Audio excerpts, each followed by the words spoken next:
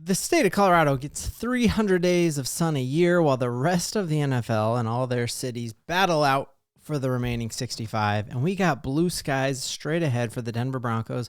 Great news heading into mandatory OTAs Tuesday, Wednesday, Thursday.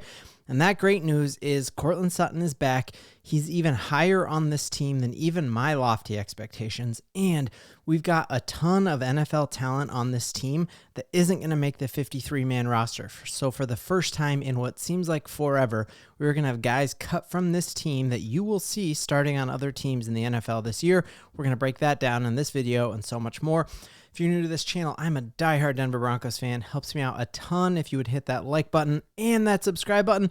I'm about to hit 10,000 subs, which is just absolutely mind-blowing, and massive shout out to all y'all who have been there since the jump. So let's dive into it. So a lot of times people say that I'm just a homer, and all my talk of us winning 7, 8, 9, 10, 11 games is just me being like, I think they've said I have too much hopium, which is coping and hope or something like that.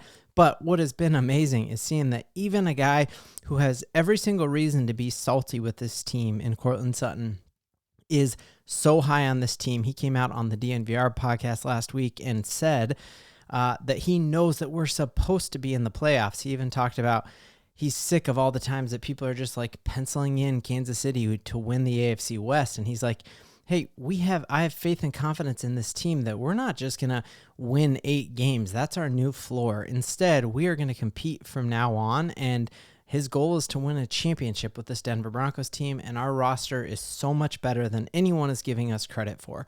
And again, Courtland Sutton has every single reason to be salty about this because he is so drastically underpaid as a wide receiver 1 in the league that it's ridiculous. So we see that Brandon Ayuk just shot down a $26 million per year offer from the San Francisco 49ers. And if you just look, you got to he's not even on the screen right now. Like, look at how much we got to scroll down until we see Courtland Sutton. And he's like, Tyler Lockett, he's better than that. He's better than Jerry Jeudy. He's better than Christian Kirk. Like, you really got to scroll down here. So he has all the reasons to be like, salty and bitter about this team, and he is crazy hyped about it. And he's hyped about it because, like I teased in the start of this video, we have a deep team.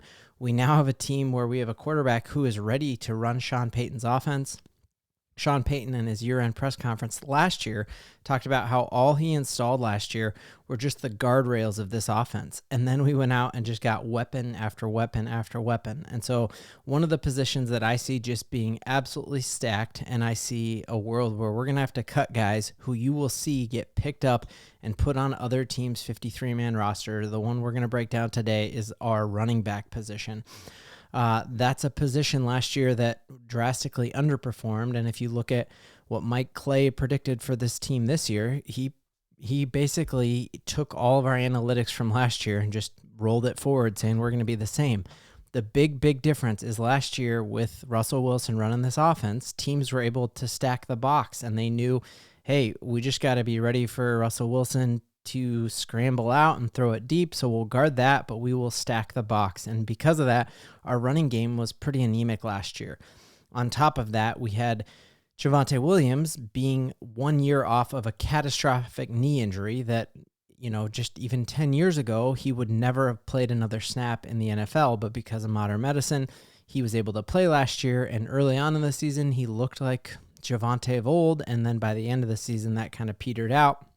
And then we saw Jaleel McLaughlin have some really big flashes at the start, and then teams figured out, oh, he's not good in pass protection. He doesn't know all the reads. And so when Jaleel was in, they knew he was getting the ball on a handoff, and so that even further exacerbated that problem. But the Denver Broncos not only added depth, they now are going to have a quarterback who if you have a stacked box, you're going to have Bo Nix audibling to a throw play, and it's just going to be a beautiful thing. So looking at our wide receiver room, I need to know in the comments, what is our wide receiver who you think is most likely to not make the cut? We know we went out and we got the Memphis running back who looks fantastic. You're hearing rumors that perhaps he could be returning kicks. So I think he's going to make it. I think he had 50 pass receptions last year. So he really could be you could see Watson playing in the backfield, but let's or playing as a wide receiver. So let's take a look here at some of the highlights that we've had and why I'm so hyped on this team. So obviously, first starting off with how incredibly excited I am to have Javonte back. Like, do you remember what a game changer he was? I remember I listened to the Bill Simmons podcast every single week, and he rarely talks about the Broncos, and he just was like hammering how good Javonte Williams looked. And he's like, if you have a dynasty fantasy league, get this dude because he is nasty. And he was like, I remember the highlight that like jumps out to me is remembering how he looked against the Cowboys when he like carried the entire Cowboys defense on his back. And all accounts are that he looks just as sharp as he did that first year in the league. And so I'm super, super hyped to have him back. Where do you think he's going to be in this rotation from the jump? Do you envision him as our running back one going into the season? I think he deserves that, and I'm very, very excited about what he will look like coming back off that knee injury and what he's going to look like against an unstacked box. Like, he just had an ability to put his foot in the ground, change direction to look like he was going sideline to sideline, and then boom, he's heading upfield like someone I don't want to say like he's like Barry Sanders because that's a little slanderous, but man, his change of direction was unreal, and I'm crazy excited to have that back. Then we look at the Denver Broncos. Like, one of the things we struggled with last year was the goal line to go position. Oh, this is the play against the Cowboys. We were just like, what? Like, man, that dude is just nasty and looks really good. So then we go out and get Audric Estime, who I guess they called him Baby Hulk when he was with Notre Dame. And you should not be able to be this big and that yoked and then move like this. Like, I don't even think he gets touched, but he can get touched and then just truck some dudes. So that's crazy exciting to have him and just like thinking about what this is going to look like in the Denver Broncos backfield, especially in a goal to go situation. I think Sean Payton's going to be able to do some really, really creative things with him. Sean Payton also leads the league in times where he will bring in a sixth offensive lineman. And so we also have a crazy new amount of offensive lineman depth. We got that Crum kid from Wyoming who's, just beefy and huge. You could see situations where we have 6 offensive linemen lined up, and that could be cool. Exciting to see what our power run game is going to look like. And then obviously, very, very excited about Jaleel. Jaleel, you heard Sean just absolutely rave about him and that he is the first person in. Usually you hear that about a quarterback, but that he's getting into the Broncos training facility at 5:15 in the morning and that he's finished his workout by the time most guys get there for breakfast and just crazy, crazy shifty. And the issue with him this year was just the fact that, like I alluded to earlier, when he was in the backfield, teams knew, this is a running play because he was not a skilled pass blocker. Yet you see if like you're willing to be there, if you're willing, and this was him out of the backfield, just catching it when he shouldn't have, just running it in and scoring. The only highlight of our loss to Nathaniel Hackett and the Jets there.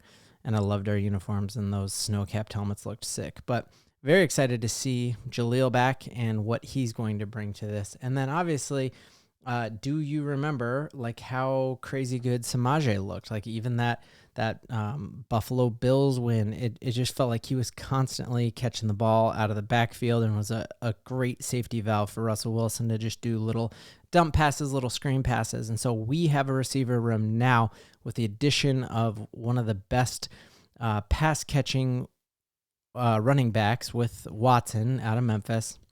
Samaje's good. Javonte's great. Jaleel's great. And Audric Estime is great. Like, we're not going to be able to carry 5 wide running backs into this season. And so one of those guys has got to go, especially because Sean Payton carries a fullback, and it sounds like that is a positional lock with Burton having that position. So we're going to keep breaking that down as we go. But which of those dudes do you think is most likely to not make our 53-man roster? I don't think any of them would be able to get cut and carried on to the practice squad. And so I think there's a very good chance that you see one of those wide receiver or one of those running backs playing for another squad. Who do you think most likely that is? And who do you think is a definite lock to be the running back 1 when we play the Seattle Seahawks on opening day? Broncos country, the sky is the limit, and that is something there's no doubt about because here we believe. The vibes are immaculate. I just nailed that. Jumper, let's go.